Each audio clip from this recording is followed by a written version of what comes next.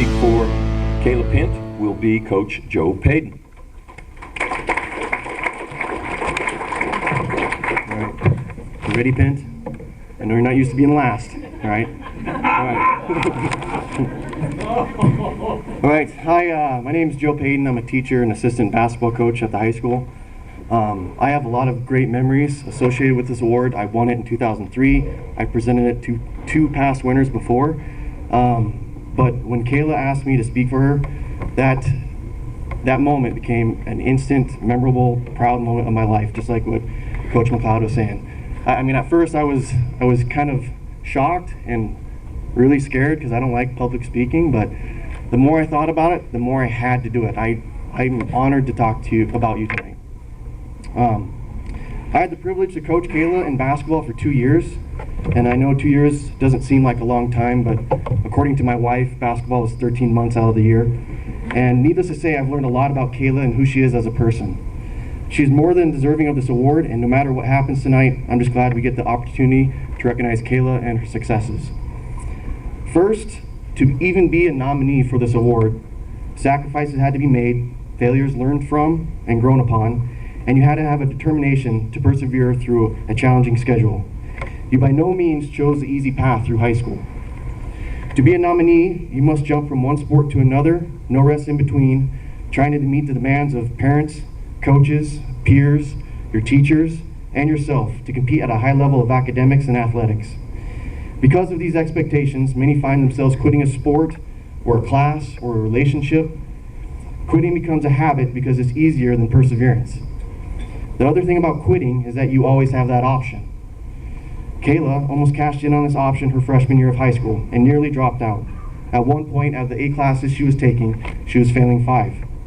She made a JV basketball team as a freshman in Billings, Montana, to find herself not even going out for basketball her sophomore year. She'll be the first to tell you she hung out with the wrong crowd, had a poor attitude, and was headed down a much different path than today. To view Kayla as this type of person is almost impossible for me to fathom today. Today, Kayla is the type of person that perseveres because she understands what to do with failures. Failing means you tried. If you tried, you know where you stand, which allows you to realize what you need to do in order to succeed. Every failure is a step toward success, as Zig Ziglar would say. There's one particular fail that has stood out to Kayla. She called it her turning point. She lost a 100-meter state championship race by 1/100th of a second her freshman year. Kayla doesn't view failure as something she can't do. She views it as a guide to what she needs to work on to better herself. The next time she raced in the 100-meter for the state title, she won, beating the girl who had beat her the previous year. Since then, everyone has expected her to take first for the rest of her high school career. Anything besides a win for her would be a disappointment. That kind of pressure would be too much for many teenagers. But Kayla didn't just deliver on those expectations. She did so with class and grace. Sometimes we take for granted watching an athlete like Kayla and wishing we had her innate abilities. But a lot of us forget the work that she put in, both physically and mentally. I'm reminded of her determination from some volunteer workouts I held in the fall for basketball players. We did a lot of cardio and strength training, after which most would go home exhausted, and not Kayla. Not to say she wasn't exhausted either. It's just that she didn't go home as she wasn't done training. I would see her go to the track after our workouts and practice her sprints, at the same time mentoring and training her little sister Quinn. She lives by the adage to never have a failure in public that you could have had in private, meaning get your fails out in practice so you don't have any in competition. When it comes time for her to perform, it's the best Kayla possible. Another memory of Kayla's determination I have was from her junior year. She had missed a couple layups in a game and came up to me right after and let me know where to work on her layups after our next practice. There are some people who would just stop taking the basketball to the hole and avoid any chance of failure. But Kayla knows better. She knows you can't succeed without trying. And if the trade-off for great successes in life are many little failures, she's willing to accept the challenge.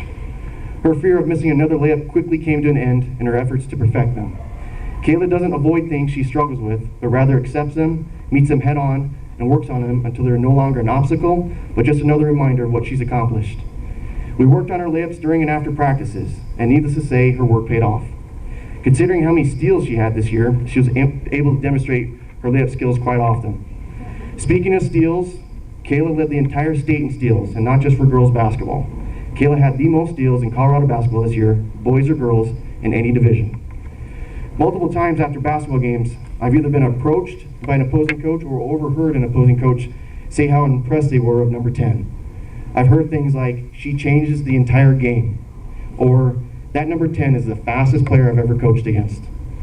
Some were wishful thinkers, and probably the most common was, please tell me she's a senior. There is one word that sums up Kayla on the basketball floor: tenacious. Athletes like Kayla are rare. Schools are lucky to get someone as gifted as her or as driven as her ever. I wrote a quote down on the whiteboard before one basketball game that said, only the mediocre are always at their best. Kayla is anything but mediocre. She will be talked about at this school for the remainder of its history. She has left a legacy. When you put Kayla on the basketball floor full of good athletes, her athletic ability stands out. When you watch Kayla run track against some of the fastest girls in the whole state of Colorado, you expect her to win, and rarely has she done anything but that. She is the school record holder for the 100, the 200, the 400-meter dash, and on the record-setting 4x1 and 4x200 relay teams. She also holds the 3A state meet record in the 400, arguably one of the toughest races. Her running will continue at Division I at Colorado State University next year. She may be the most decorated athlete we've ever had with 10 state titles. I said a lot of things tonight about Kayla's successes during competition, but I can assure you she's just as impressive out of the spotlight.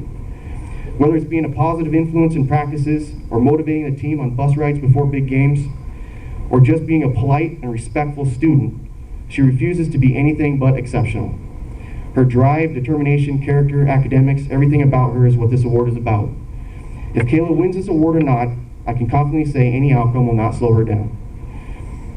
And to Kayla, it has been a great pleasure of mine getting to know you as an athlete, a student, and a person these past couple years. It was an honor to represent you tonight and recognize you as a finalist for the Dent Award. I wish you the best in your future endeavors, and I'm grateful to ever got the opportunity to coach someone like you in my lifetime. Thank you.